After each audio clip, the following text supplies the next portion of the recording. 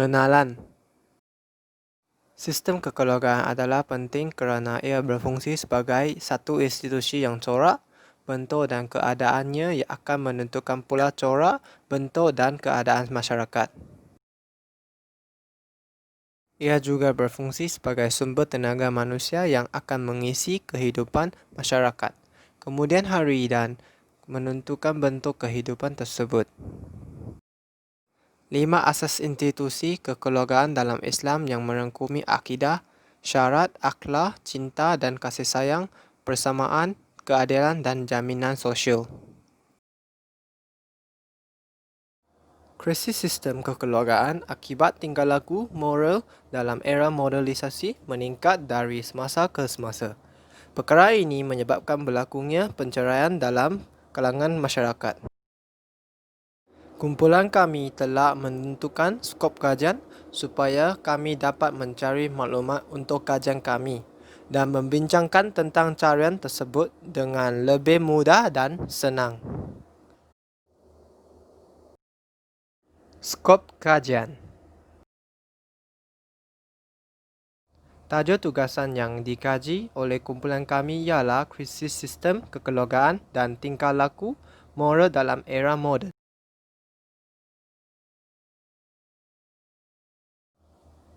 Perbincangan.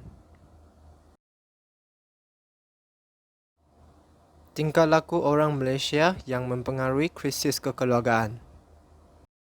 Tingkah laku pengabaian tanggungjawab. Pengabaian tanggungjawab ditarifkan sebagai tingkah laku atau sikap yang tidak memberikan perhatian kepada kewajipan yang dipikul oleh ahli keluarga. Faktor yang menyebabkan pengabaian tanggungjawab keluarga. Kejadian ini akan menimbulkan krisis kekeluargaan dalam kalangan keluarga orang Malaysia. Ibu bapa yang tidak menunaikan tanggungjawab dengan baik akan menjejaskan pengurusan keluarga. Tingkah laku keganasan. Keganasan keluarga ialah perlakuan ganas terhadap pasangan atau kanak-kanak yang menyebabkan krisis kekeluargaan yang melibatkan penderaan secara fizikal, seksual dan psikologi. Kecederaan seperti luka, patah tulang yang menyebabkan kecacatan kekal dan kematian. Juga menjejaskan pertumbuhan atau perkembangan kanak-kanak. Tingkah laku emosional. Tingkah laku ini dianggap sebagai salah satu unsur yang mendorong berlakunya krisis kekeluargaan dalam kalangan Malaysia. Kerana ahli keluarga yang mempunyai tingkah laku emosional mudah menimbulkan pertelingkahan dengan ahli keluarga yang lain. Hal ini akan menyebabkan pertengkaran, maka perselisihan fahaman akan wujud dalam keluarga. Tingkah laku yang sentiasa berasa tidak kompeten berlaku disebabkan oleh ancaman yang berlaku kepada harga diri seseorang ahli keluarga.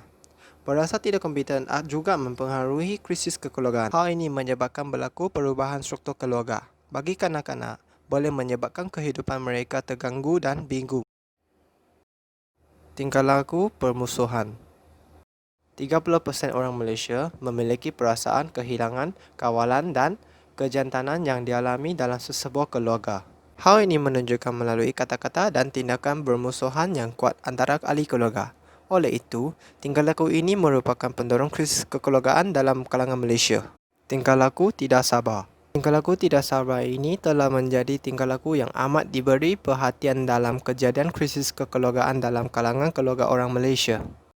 Ini akan menyebabkan tragedi seperti kes pembunuhan iaitu salah satu kesan krisis kekeluargaan. Hal ini menganggap pembunuhan sebagai pembebasan daripada sengsara. Terdapat 6 tingkah laku orang barat yang mempengaruhi krisis kekeluargaan, iaitu tingkah laku penipuan antara pasangan, tingkah laku kebebasan seksual, tingkah laku penagihan dadah, tingkah laku sistem pendidikan yang longgar, tingkah laku perkahwinan lewat dan tingkah laku kepercayaan etisme. Tingkah laku penipuan antara pasangan. Penipuan antara pasangan sering berlaku dalam kalangan orang barat. Antara faktor yang menimbulkan penipuan antara pasangan ialah keinginan golongan wanita untuk mendapat perhatian daripada suami mereka.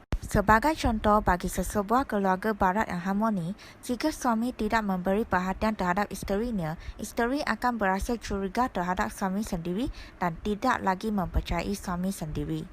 Ini akan menyebabkan sebarang masalah dalam keluarga, seterusnya akan mempengaruhi anak-anak mereka atau menjejaskan hubungan antara mereka.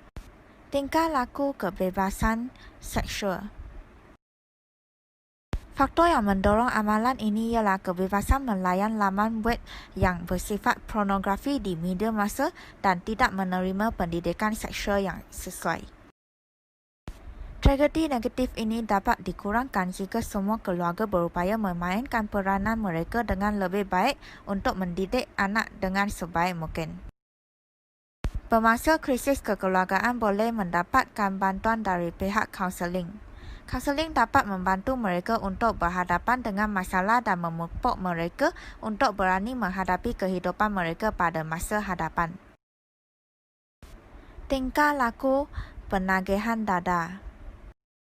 Terdapat beberapa kajian yang dijalankan turut mendapat hasil kajian iaitu ahli keluarga penagih dada kerap mengalami keresahan, kemurungan, masalah kesihatan, berasa tertekan dan gangguan psikotari kerana disebabkan oleh penagih dada dalam kalangan ahli keluarga.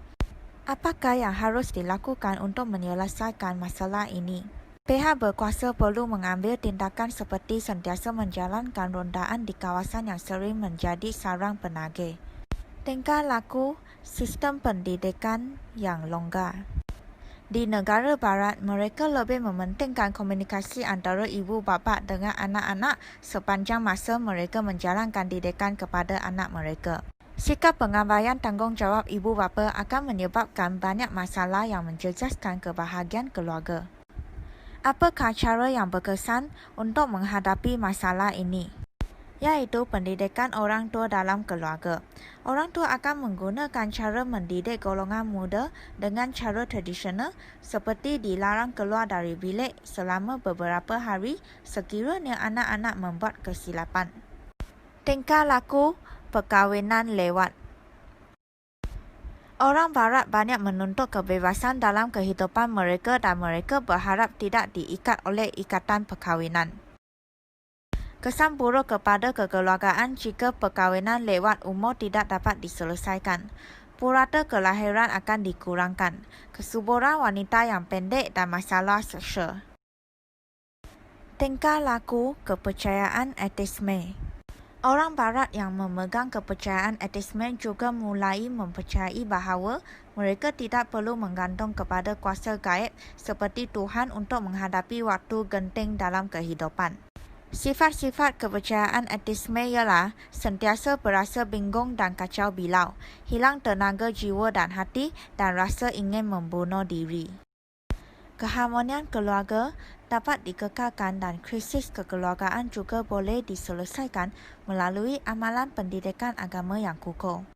Ibu bapa harus menjadi modal insan kepada anak-anak dalam memberi pendidikan dalam agama serta moral. Kesimpulannya, amalan tingkah laku yang positif dan baik adalah penting untuk mewujudkan satu sistem kekeluargaan yang aman dan harmoni.